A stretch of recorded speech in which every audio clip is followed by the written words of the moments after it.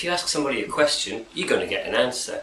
But if you ask a whole bunch of people that same question, what you get then is data.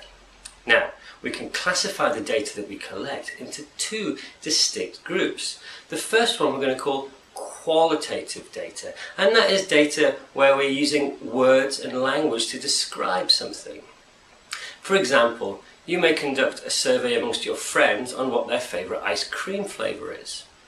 The responses you would get would indicate that that's qualitative data because they would be words. In a similar way, if you looked at the cars that people drive to work every day, you would collect qualitative data there too.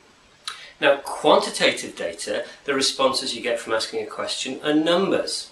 For example, if you go into a classroom and do a survey on how many brothers and sisters the children in that class have, the responses you'll get are numbers. Now, there are different methods we can use to display the different types of data.